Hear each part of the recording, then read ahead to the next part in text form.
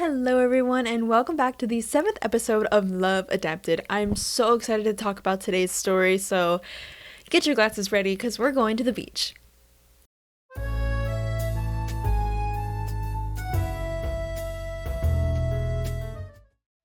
In today's episode, we're going to be talking about seasons 1 and 2 of The Summer I Turned Pretty, and I'm so excited because this is the story that actually inspired Love Adapted.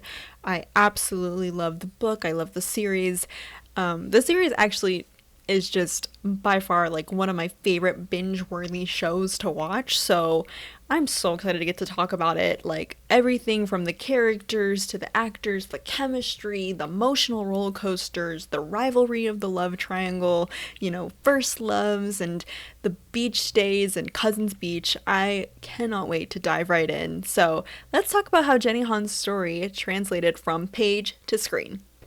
Jenny Han's The Summer I Turned Pretty trilogy introduces us to Belly Conklin, a girl who measures her life in summers. Every year she returns to Cousins Beach where her mom, Laurel, and best friend Susanna raise their kids together, Conrad and Jeremiah Fisher. For Belly, summers aren't just a season, they're the backdrop to growing up, falling in love, and figuring out who she wants to be. The book feels intimate, like you're reading someone's diary. We get to see her inner thoughts of how she's feeling about Conrad and Jeremiah and, all the nostalgic memories of her growing up in Cousins Beach. We experience Belly's crush on Conrad slowly turning into love while Jeremiah waits quietly in the wings. It's about the first summer where people finally see you differently, but you're still learning how to see yourself. So fast forward to 2022 when Jenny Han brought her story to life with Amazon Prime, this time with her own creative vision behind the camera. What's beautiful about the show is how it takes Han's soft nostalgia and turns it into something cinematic. The golden light, crashing waves, and a Taylor Swift soundtrack that practically narrates Belly's heart. While the books tell the story solely from Belly's point of view, the show expands it, giving it depth to Laurel and Susanna's friendship, showing how grief, adulthood, and change ripple through every generation. The adaptation balances the sweet coming-of-age romance with real-world emotion, illness, loss, and the messy truth that love isn't always a straight line. Jenny Han once said she wanted the show to feel like the memory of a summer, and that's exactly what it does. It's warm, vivid, lively, and just so exciting and captivating to watch. As a avid book reader and just someone who loves watching TV and movies, I love it when there are adaptations. It's why I made this whole series, and of course, like I said earlier, this story inspired this all because I love how the book sometimes, quotes will literally fly off the page onto the script, and you can see how closely Jenny Han worked on the script, worked on the storyline to keep it true to The Summer I Turned Pretty and It's Not Summer Without You. These books, were truly brought to life, and even down to, the characters and the actors and actresses reading the books themselves and educating themselves on what this story is about and how these characters are. I get to see so many similarities, so I'm so happy that the differences that are made are beneficial to the story. So our first difference that we notice from the book to the show is the debutante ball in season 1, and obviously we know from the novel that is not included in the storyline. We focus a lot more on the book of the love triangle and Belly navigating her feelings for Conrad and Jeremiah and then Cam and just, adventures at the beach house. And we don't really get to go outside as much. I mean, we kind of have nostalgic memories of her going to the boardwalk and such, but it's not as much as it is this. So the debutante ball not only adds a completely new story arc, but it also adds new characters such as Shayla and Nicole, who end up being Cousins Beach friends to Belly and are kind of her guide through the debutante journey. And we learn that Susanna asks Belly to do this because she wants to see her girl in a white dress, because we've learned that her cancer has come back, and devastatingly she's now realizing all of the memories and milestones in Belly and Jeremiah and Conrad's life that she will no longer get to see. So she wants to see Belly in a white dress before she passes so she can say that she has an idea of what she'll look like on her wedding day. And I think it's really beautiful because it allows us not only to get to know other people in the community, such as Shayla and Nicole and a bunch of the other girls, that adds so many new story arcs and friendships for her, and it removes the focus off the love triangle and shows the growth within Belly and seeing hey, she can be independent without a man. She can have her own friends, and yes, she can have crushes and, grow up and such, but it doesn't have to be all about love. So in season 2, we have more added characters such as Aunt Julia and Skye, and Aunt Julia is the sister of Susanna.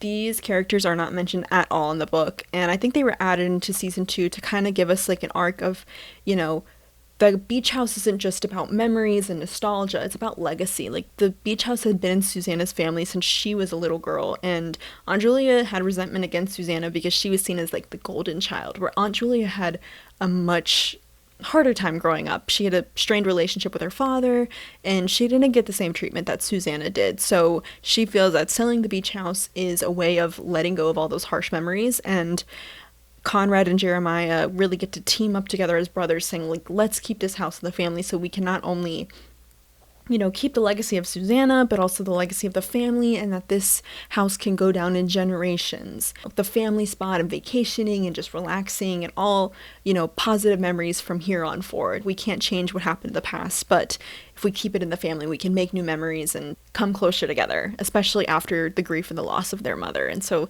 I think it's a really beautiful story that brings them together, and I think it's better than just like having this tension that's constant from the love triangle. So I really like seeing the brotherly, team up with Conrad and Jeremiah.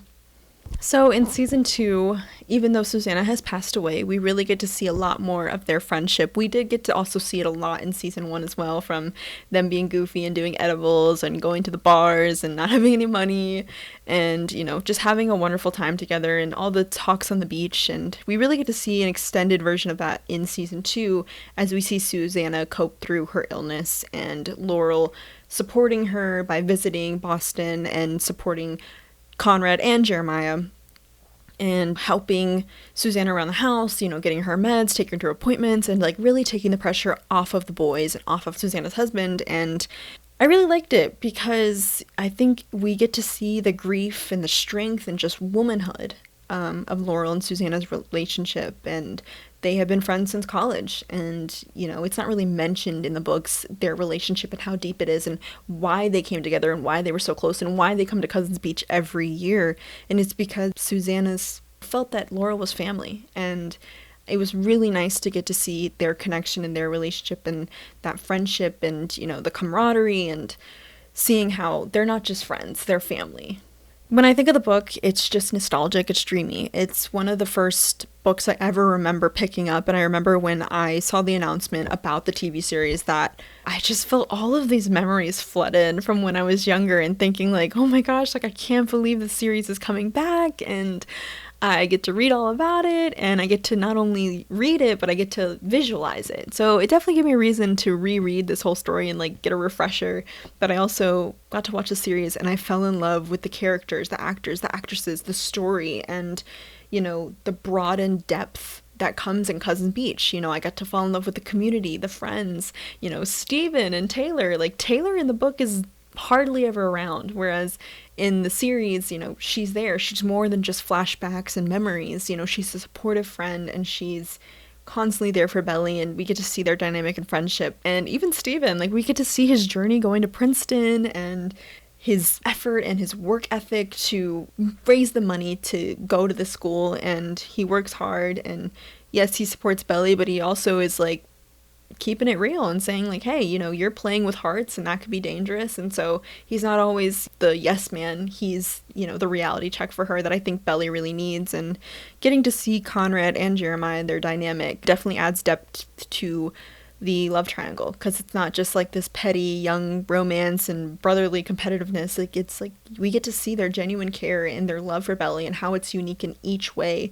And Belly has a lot of growth throughout this entire series, because there are definitely times where I'm like, oh my gosh, why is she doing that? And I think the same for the boys as well. Like, sometimes it's really frustrating between them to watch them fight, and I try to understand sometimes why they do what they do, but at the end of the day, it's like I am captivated minute by minute, second by second, watching the series, reading the story, and so it was really hard for me to choose. But at the end of the day, I have watched the series 9 times now, all 3 seasons, and I've made all of my friends watch it. My mom loves the series, my boyfriend loves the series, my best friends love the series, and if I hadn't made them watch it yet, they will someday. And I have to pick the series. I give the series a 9 out of 10. You know, the book is just as good, but it doesn't have that wide in depth, all the characters. So I give it an 8 out of 10, even though whenever I think about it, it is nostalgic and just so comforting and homey, and just, I love a coming of age, you know, first love romance. So I always have to give credit to it, but the series takes my heart.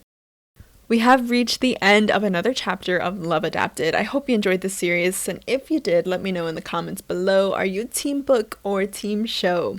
Cannot believe we're already on our 7th episode. Make sure to subscribe because you'll want to come back next week to part 2 of The Summer I Turned Pretty, where we're going to be talking about season 3 in depth. And I'm so excited. That was by far one of my favorite books out of the trilogy, so I'm so excited to dive right in. But also, be sure, if you want more book lover content, until then, make sure to follow me on Instagram and TikTok at Love Adapted. You won't want to miss it. But for now, remember to keep your hearts open and your bookmarks ready. Bye bye.